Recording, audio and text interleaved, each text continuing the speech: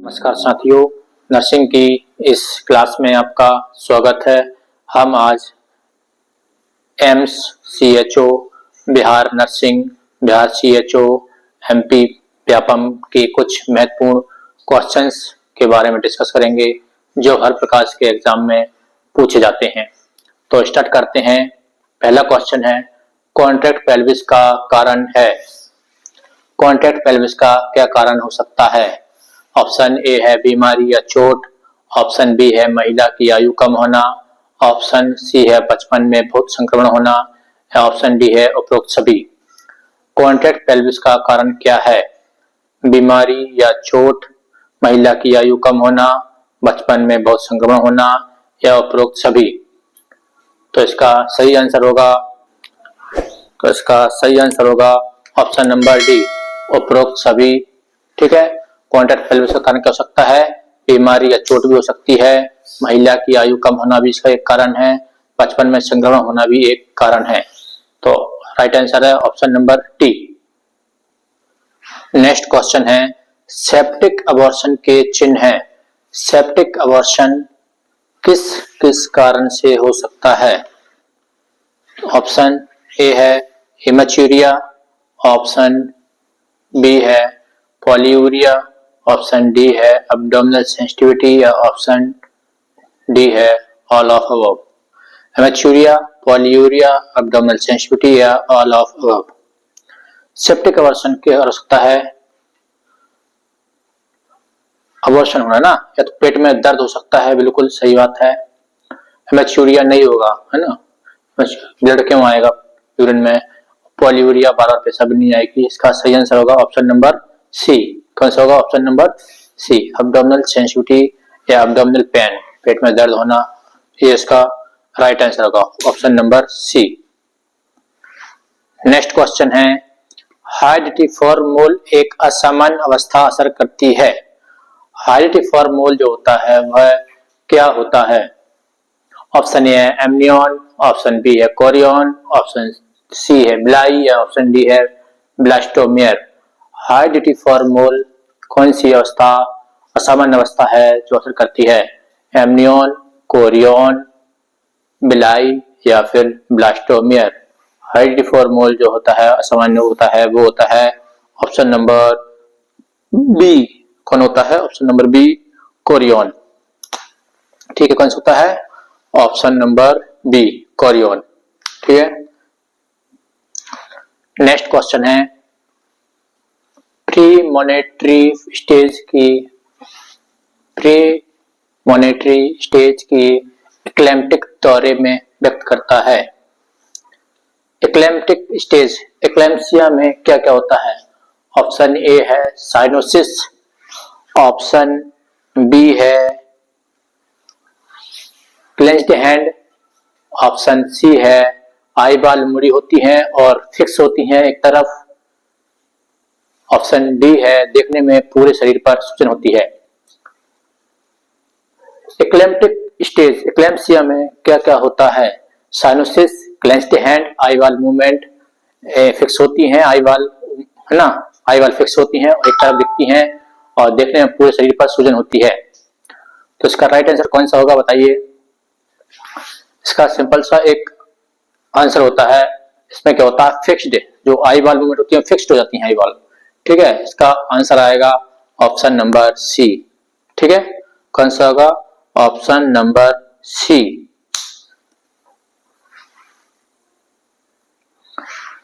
Next question है, हाइडिटी for मोल के clinical लक्षण हैं।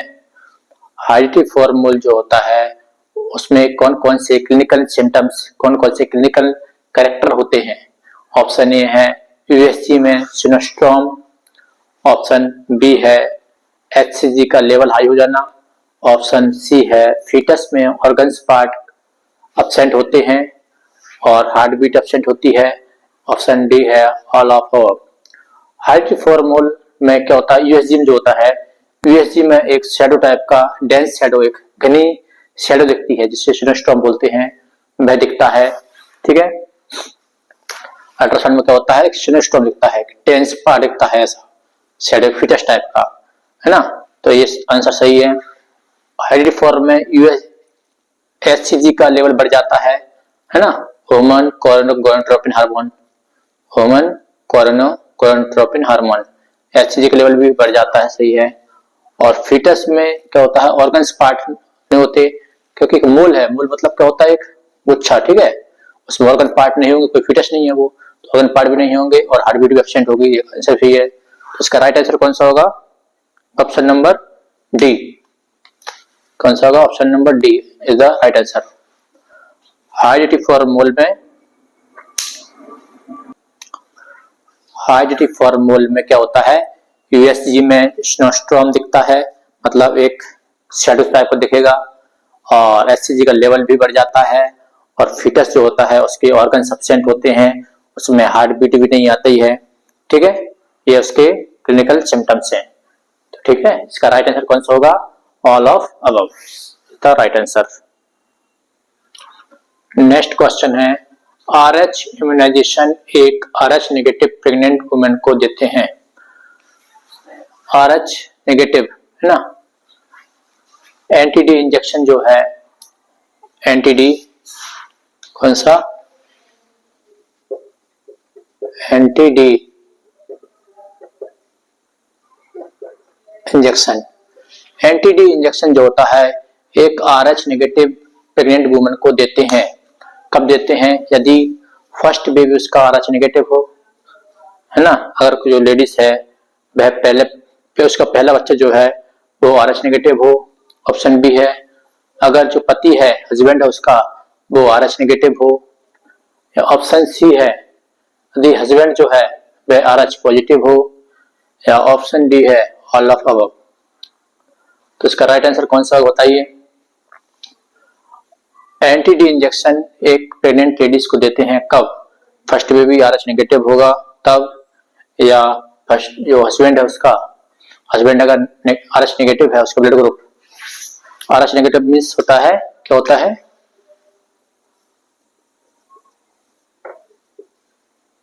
ब्लड ग्रुप, ठीक है ना, ब्लड ग्रुप कैसा है उसका, नेगेटिव है, इसका ब्लड ग्रुप कैसा है, पॉजिटिव, ठीक है। अगर हस्बैंड का ब्लड ग्रुप कैसा है, पॉजिटिव है, या फिर ऑल ऑफ अबव, बताइए। तो देखिए एंटीडी इंजेक्शन हमेशा देते हैं, कब देते हैं, जब जो मदर है वह आरएच नेगेटिव है और जो फादर है वो आरएच पॉजिटिव है, ठीक है ना। मदर कैसी है, मदर है कैसी, नेगेटिव ग्रुप की, ठीक है, आरएच नेगेटिव, और फादर है आरएच पॉजिटिव ग्रुप का, ठीक है ना। मदर होती है नेगेटिव और फादर होता है पॉजिटिव, उस समय मदर को, जो मदर होती है उसको क्या दिया जाता है, एंटीडी इंजेक्शन। एंटीडी का होता है आरएच इम्यूनाइजेशन, ठीक है, इसको बोलते हैं। तो हमेशा कब दिया जाएगा, जब हस्बैंड कैसा होगा, पॉजिटिव, ठीक है ना, ऐसा होगा जब हस्बैंड होगा कैसा, पॉजिटिव दिया जाएगा, ठीक है। तो ऑप्शन नंबर सी इसका राइट आंसर है ना। और ये कब दिया जाता है, उसकी सेकंड बेबी दिया जाता है। अगर फर्स्ट बेबी आरएच पॉजिटिव है तो उसको दिया जाएगा सेकंड बेबी में दिया जाएगा, ठीक है। आरएच इंजेक्शन जो है इम्यूनाइजेशन के लिए वो दिया जाएगा जब हस्बैंड होगा आरएच पॉजिटिव होगा और मदर होगी आरएच नेगेटिव, ठीक है। नेक्स्ट क्वेश्चन है, वह कौन सा मुश्किल समय है जब प्रेगनेंसी में डायबिटीज कंट्रोल करना हो, बताइए। प्रेगनेंसी में किस ट्राइमेस्टर में डायबिटीज को कंट्रोल करना मुश्किल होता है, कौन सा मुश्किल समय है जब प्रेगनेंसी में डायबिटीज कंट्रोल करना हो, बताइए।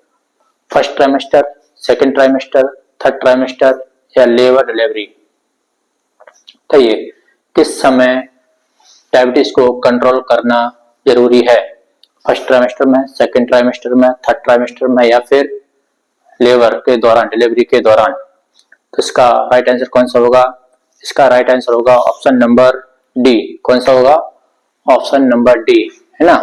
प्रेगनेंसी के दौरान, डिलीवरी के दौरान डायबिटीज करना, कंट्रोल करना बहुत जरूरी होता है है ना, क्योंकि इस समय सिजेरियन, क्योंकि प्रेगनेंसी में कोई भी कॉम्प्लिकेशन हो सकते हैं, या बच्चे को या मम्मी को, बच्चे को भी डिलीवरी के बाद उसको हाइपोग्लाइसीमिया की कंडीशन हो सकती है, मदर को भी अगर सिजेरियन करना हुआ तो उसको भी, है ना, दिक्कत हो सकती है। इसका राइट आंसर कौन सा होगा? Option number D. Next question है, गर्भाशय का नीचे खिसकना रिवर्स इंट्रोइटस कहलाता है। गर्भाशय का नीचे खिसकना रिवर्स इंट्रोइटस कहलाता है। ऑप्शन ए है फर्स्ट डिग्री, ऑप्शन बी है सेकंड डिग्री, ऑप्शन सी है थर्ड डिग्री, या ऑप्शन डी है फोर्थ डिग्री।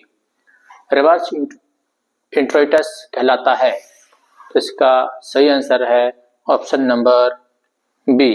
क्या है? ऑप्शन नंबर बी, रिवर्स, क्या है? रिवर्स इंट्रोइटस। इसका मतलब क्या होता है कि कोई भी जब पार्ट हो, है ना, वह क्या होता है, यूट्राइन कैविटी से साइड में जाता है ना, तो उसको बोलते हैं रिवर्स इंट्रोइटस। ठीक है, यूट्राइन कैविटी के अंदर में अगर आ जाएगा और वह क्या हो जाएगा, बहुत ज्यादा ट्रैक्शन होता है, जब जब अंदर की ओर खिसकता है, उसको बोलते हैं सेकेंड डिग्री, है ना, यूट्राइन इंट्रोइटस। नेक्स्ट क्वेश्चन है, प्रोलॉन्ग्ड लेबर का क्राइटेरिया है। तो हम कैसे पता लगाएंगे कि ये जो लेबर है वो प्रोलॉन्ग्ड है, मतलब डिले है, इसका टाइम ज्यादा लग रहा है। ऑप्शन ए है सर्विक्स का 1 सेंटीमीटर पर आवर से कम डायलेट होना, जो सर्विक्स होती है उसका डायलेशन 1 सेंटीमीटर पर घंटे से पर आवर से कम डायलेट होना, या ऑप्शन बी है जो प्रेजेंटिंग पार्ट है वो 1 सेंटीमीटर पर आवर से कम नीचे आना, मतलब जो प्रेजेंटिंग पार्ट है वो डिसेंडिंग धीरे धीरे हो रहा है। और ऑप्शन सी है ए और बी दोनों, और ऑप्शन डी है उपरोक्त में से कोई नहीं। तो आप कैसे बताएंगे कि जो लेबर है वो प्रोलॉन्ग हो रही है, मतलब उसका ड्यूरेशन ज्यादा हो रहा है? उसका कुछ क्राइटेरिया होता है उसका, ना। ऑप्शन एक है सर्विक्स, जो है सर्विक्स का डायलेशन बहुत स्लो हो रहा है, उसका डायलेशन 1 सेंटीमीटर पर आवर से भी कम हो रहा है ना, या जो प्रेजेंटिंग पार्ट है बच्चे का डिसेंडिंग हो रहा है, बच्चे नीचे की ओर खिसक रहा है, वो 1 सेंटीमीटर पर आवर से कम गति से नीचे आ रहा है, बहुत स्लो स्लो नीचे आ रहा है बच्चा। ऑप्शन सी है ए और बी दोनों, या उनमें से कोई नहीं। तो इसका सही आंसर होगा ऑप्शन नंबर सी। कौन सा होगा? ऑप्शन नंबर सी, ए और बी दोनों, इसका राइट आंसर है। तो नेक्स्ट क्वेश्चन है, प्रोलॉन्ग्ड लेबर का कारण है। बताइए प्रोलॉन्ग्ड लेबर किस कारण से हो सकता है? मतलब प्रोलॉन्ग्ड लेबर मीन्स प्रेगनेंसी में टाइम लगना, इस कारण से हो सकता है। ऑप्शन ए है यूट्राइन इनर्शिया, ऑप्शन बी है uncontrolled uterine contraction, option C है ए और बी दोनों, या ऑप्शन डी है इनमें से कोई नहीं। प्रोलॉन्ग्ड लेबर का कारण क्या हो सकता है? यूट्राइन इनर्शिया, है ना, उस पर कॉन्ट्रैक्शन नहीं बचे हैं, है ना, बिल्कुल जो यूट्रस है उसमें बिल्कुल लेथार्जी हो गया है। ऑप्शन बी है यूट्राइन, जो यूट्राइन कॉन्ट्रैक्शन है कंट्रोल है, उसमें सही से कॉन्ट्रैक्शन नहीं आ रहे हैं, है ना। ऑप्शन सी है और ए और बी दोनों, या ऑप्शन डी है इनमें से कोई नहीं। तो जो प्रोलॉन्ग लेबर का कारण होता है वह होता है यूट्राइन इनर्शिया भी होता है ना, और अनकंट्रोल यूट्राइन कॉन्ट्रैक्शन भी होता है, या जो पेल्विस है वो नैरो होना होता है। बहुत सारे उसके कारण हैं, है ना। पेल्विस का ट्यूमर हो सकता है, बहुत सारे चीजें होती हैं उसके कारण हो सकते हैं, ठीक है ना। तो इसका ऑप्शन कौन सा होगा? Option number C. कौन सा होगा? ऑप्शन नंबर सी, ए और बी दोनों, ठीक है, ये इसके कारण है, ठीक है। यूट्राइन मतलब उसको कॉन्ट्रैक्शन नहीं आ रहा है सही से, ठीक है। यूट्रस है वो एटोनिक हो गया है, उसमें टोन नहीं बची है, और यूट्राइन कॉन्ट्रैक्शन अच्छी तरीके से नहीं मिलना। इसका ऑप्शन कौन सा आएगा? Option number C is the right answer. Next question है, प्रोलॉन्ग्ड लेबर का कारण है यदि उसके मार्ग में कहीं प्रॉब्लम है। प्रोलॉन्ग लेबर का कारण क्या हो सकता है? एक तो हो गया यूट्रस में प्रॉब्लम, दूसरा है रास्ते में प्रॉब्लम, है ना। अगर कोई पाथ में उसके रास्ते में कोई प्रॉब्लम है तो भी प्रोलॉन्ग लेबर का कारण हो सकता है। ऑप्शन है कॉन्ट्रैक्ट पेल्विस, पेल्विस का सकरा होना। ऑप्शन बी है सर्वाइकल डिस्टोनिया, है ना, सर्विस में कोई डायलेशन नहीं आ रहा है।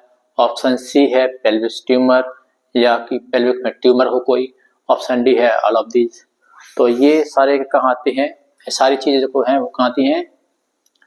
एक पाथ होता है, मार्ग, है ना, पाथ, है ना, मतलब रास्ता, मार्ग है, उसमें ये सब चीज होती है। कॉन्ट्रैक्ट पेल्विस होगा तब भी प्रोलॉन्ग लेबर के चांस बढ़ जाएंगे, है ना, अच्छे से डायलेशन नहीं होगा। सर्वाइकल डिस्टोनिया होगा, सर्विस में भी प्रॉब्लम हो सकती है, या पेल्विस ट्यूमर होगा तो भी ये सब चीजें प्रोलॉन्ग लेबर का कारण है। तो इसका ऑप्शन कौन सा होगा? सही आंसर होगा option number D. Option number D is the right answer. ठीक है, नेक्स्ट क्वेश्चन है प्रोलॉन्ग लेबर का कारण है ना। ऑप्शन ए है माल पोजिशन, ऑप्शन बी है माल प्रेजेंटेशन, ऑप्शन सी है कंजेनिटल अबनॉर्मलिटी, ऑप्शन डी है सभी। प्रोलॉन्ग लेबर के कारण अपन ने पहले भी 2 क्वेश्चन देखे हैं। उसमें था एक में क्या था, यूट्रस में प्रॉब्लम थी, दूसरे में था पाथ में, रास्ते में, मतलब पेल्विस में जो था रास्ते में प्रॉब्लम थी।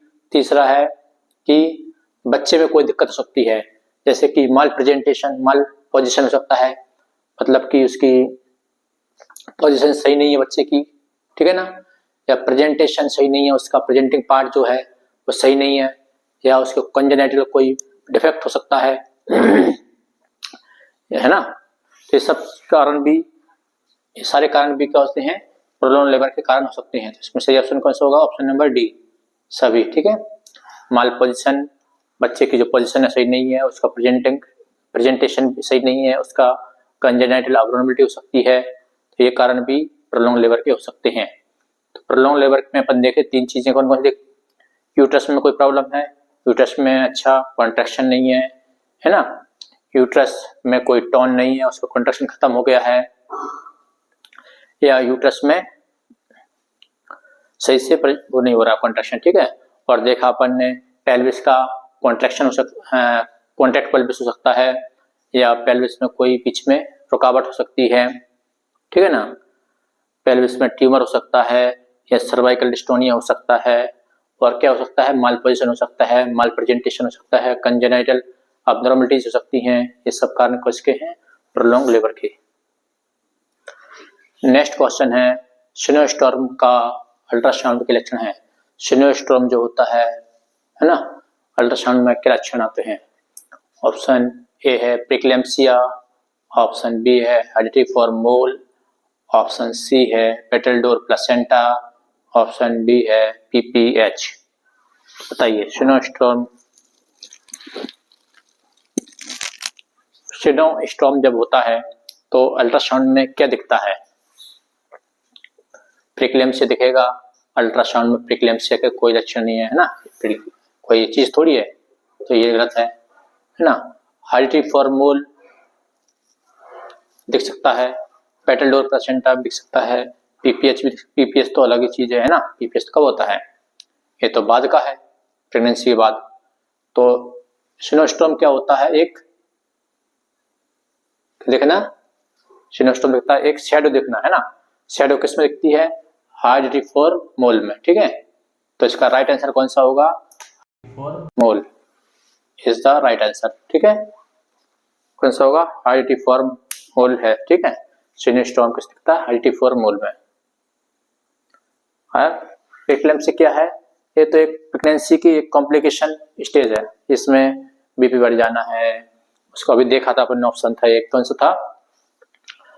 फिक्स्ड आई हो जाना, है ना, आंखों को एकदम चढ़ा लेना है, बीपी आई हो जाना है, ये सब किसमें आता है? प्रीक्लेम्सिया में, ठीक है। नेक्स्ट क्वेश्चन है पॉलीहाइड्रोमनस का इफेक्ट नहीं है। पॉलीहाइड्रोमनस का कारण क्या नहीं सकता? लंग हाइपोप्लेसिया हो सकता है ना। ऑप्शन ए है लंग हाइपोप्लेसिया, ऑप्शन बी है फीटल डिस्ट्रेस, ऑप्शन सी है मैक्रोसोमिया, और ऑप्शन डी है अकोनियम स्टैंडिंग एम्प्टिक फ्लूइड। पॉलीहाइड्रोमोनस का इफेक्ट नहीं है। लंग हाइपोप्लेसिया, फीटल डिस्ट्रेस, माइक्रोसोमिया या मेकोनियम स्टेनिंग एमेटिक फ्लूइड। तो बताइए पॉलीहाइड्रोमोनस मतलब एमेटिक फ्लूइड का ज्यादा हो जाना, इसका इफेक्ट कौन सा नहीं हो सकता? लंग्स हाइपोप्लेसिया हो सकता है। लंग हाइपोप्लेसिया मतलब क्या होता है? जो लंग्स का है डेवलपमेंट ठीक से नहीं हो पाता है, ठीक है। Foetal distress, foetal distress means बच्चा डिस्ट्रेस में सकता है ना, उसकी हार्ट रेट कम हो सकती है। और माइक्रोसोमिया या फिर मेकोनियम स्टेनिंग एमेटिक फ्लूइड क्या होता है? जो एमेटिक फ्लूइड में मेकोनियम पास कर देता है बच्चा। तो पॉलीहाइड्रोमोनस का इफेक्ट नहीं है। ऑप्शन नंबर कौन सा होगा इसका आंसर सही? ऑप्शन नंबर सी कौन सा होगा?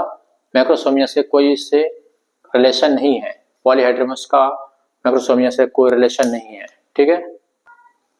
नेक्स्ट क्वेश्चन है सर्वाइकल डिस्टोसिया का कारण है।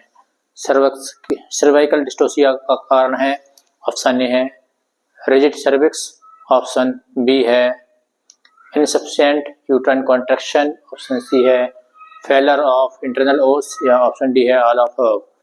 सर्वाइकल डिस्टोसिया का कारण क्या क्या हो सकता है? सर्विक्स का रिजिड होना मतलब कठोर हो जाना, या यूट्राइन कॉन्ट्रैक्शन अच्छे से नहीं हो रहे हैं, या इंटरनल ओस जो है इंटरनल ओस सर्विक्स की इंटरनल ओस जो है वो फेल हो जाएगी, उसमें भी कॉन्ट्रैक्शन नहीं आ रहा है, ऑल ऑफ दीज। तो इसका राइट आंसर कौन सा होगा? इसका ऑप्शन सही होगा कौन सा? Option number D. कौन सा होगा? Option number D is the right answer, ठीक।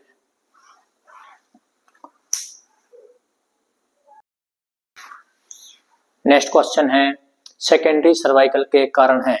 ऑप्शन ए है सर्विक्स स्कैरिंग, ऑप्शन बी है पोस्ट लेबर, ऑप्शन सी है post labour scaring, option D है ऑल ऑफ अबव। सर्वाइकल जो होता है सेकेंडरी सर्वाइकल, उसके कारण क्या हो सकते हैं? सर्वाइकल स्कैरिंग हो सकता है, या फिर पोस्ट लेबर हो सकता है, या फिर पोस्ट लेबर स्कैरिंग हो सकता है, या फिर हो सकता है ऑप्शन सभी। इसका राइट आंसर कौन सा होगा? सर्वाइकल स्कैरिंग के है, इसका है राइट आंसर है ऑल ऑफ ओ।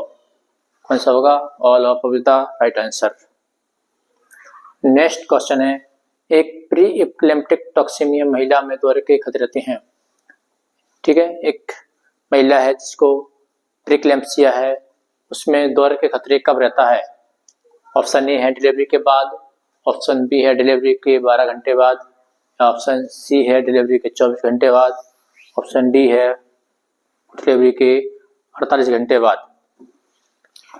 जो प्रीक्लेम्प्टिक टॉक्सिमिया होता है महिला में दौरे के खतरे कब होते हैं? होते हैं कब? डिलीवरी के 48 घंटे बाद, ठीक है। कब होंगे? डिलीवरी के 48 घंटे बाद। इसका सही ऑप्शन हो कौन सा? ऑप्शन डी, ठीक है। प्रीक्लेम्प्टिक टॉक्सिमिया कब होता है? उसके दौरे प्रीक्लेम्प्टिक टॉक्सिमिया मतलब जो एक्लेम्पसिया है ना, एक्लेम्पसिया क्या होता है? उसमें भी क्या आते हैं? कन्वल्जन आते हैं लेडीज को ना, उसका बीपी बढ़ जाता है, उसका आई मूवमेंट रुक जाता है ना, फिक्स्ड आई हो जाता है, वो सब होता है। वो कन्वर्जन की कंडीशन कब होती है? डिलीवरी के कब कितना होगा? 48 घंटे के बाद होगा। नेक्स्ट क्वेश्चन है सर्वाइकल इनकम्पिटेंस का परिणाम है। सर्वाइकल इनकम्पिटेंस के कारण क्या होता है? ऑप्शन ए है फर्स्ट ट्राइमेस्टर में अबॉर्शन, ऑप्शन बी है सेकेंड ट्राइमेस्टर में अबॉर्शन, ऑप्शन 3 है थर्ड ट्राइमेस्टर में अबॉर्शन, और ऑप्शन 4 है रिकरेंट अबॉर्शन या प्रीटर्म लेबर। तो बताइए सही आंसर कौन सा होगा? Cervical incompetence. सर्वाइकल इनकम्पिटेंस के मीन्स होता है सर्विक्स का अच्छे से उसका कॉन्ट्रैक्शन नहीं रहना है, सर्विक्स कभी भी ओपन हो जाती है, ठीक है ना। जब उस पर प्रेशर होता है तो सर्विक्स ओपन हो जाती है, तो उसका कारण उसका क्या रिजल्ट हो सकता है ना? उसका रिजल्ट क्या हो सकता है? अबॉर्शन होगा, बार बार अबॉर्शन होगा, सही बात है। उसका फर्स्ट ट्राइमेस्टर अबॉर्शन हो गया, सेकंड में या थर्ड में, या फिर बार बार रिकरेंट अबॉर्शन या प्रीटर्म लेबर। तो सर्वाइकल इनकम्पिटेंस का जो रिजल्ट होता है वह होता है रिकरेंट अबॉर्शन, है ना। बार बार अबॉर्शन होना या प्रीटर्म लेबर होना, ये सब कारण किसके हैं?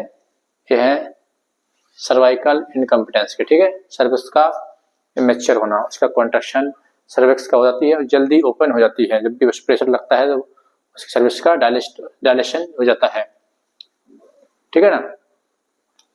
तो उसका क्या होगा, recurrent abortion is the right answer. Next question है, प्री इक्लेम्पसिया में जीएफआर रेट का क्या होगा।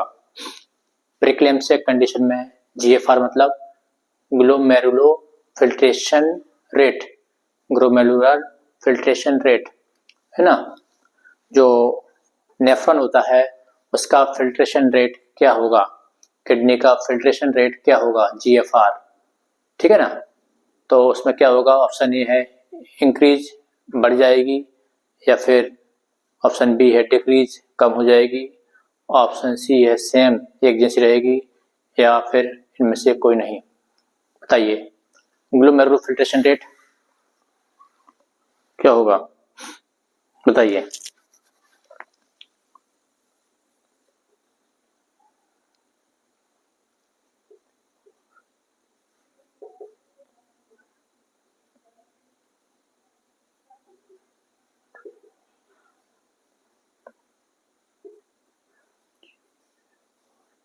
जीएफआर का क्या होगा बताइए, प्रीक्लेम्पसिया में जीएफआर का क्या होगा, तो क्या होगा, जीएफआर कम हो जाता है, ठीक है ना।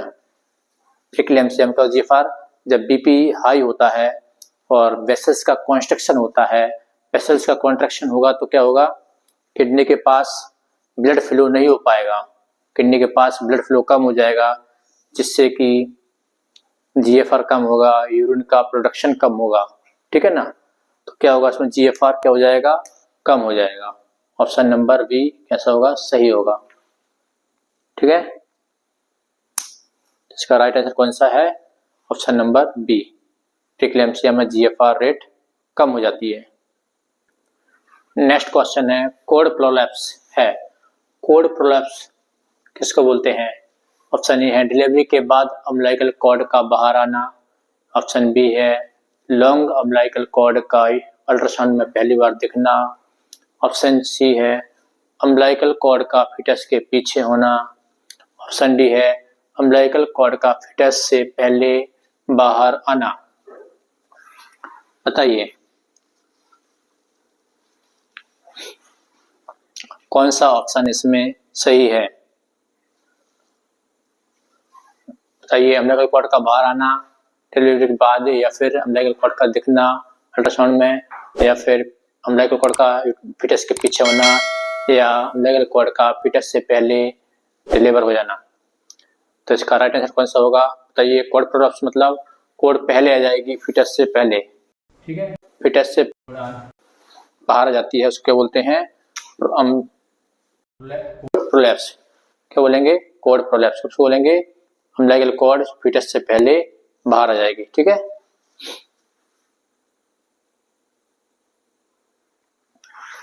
नेक्स्ट क्वेश्चन है, जब प्लेसेंटा यूट्रस लोअर सेगमेंट में होता है, प्लेसेंटा की जो पोजीशन होती है वह यूट्रस के लोअर सेगमेंट में होती है, नीचे की ओर होती है, तब उसको क्या कहते हैं।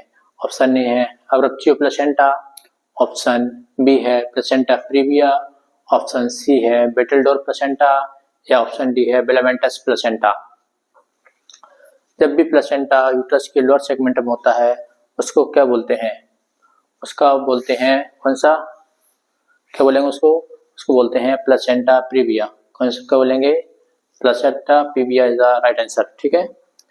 प्लेसेंटा जब लोअर सेगमेंट होता है उसको बोलते हैं प्लेसेंटा प्रीविया, ठीक है। आज के लिए क्लास यहीं समाप्त करते हैं, है ना। तो इस क्वेश्चन को पढ़िए, समझिए, याद से देखिए, ये बहुत ही इम्पोर्टेंट क्वेश्चंस हैं। इस टॉपिक के जो क्वेश्चंस हैं वो हर प्रकार के एग्जाम में जरूर पूछे जाते हैं, ठीक है। आज की क्लास से समाप्त करते हैं, नमस्कार।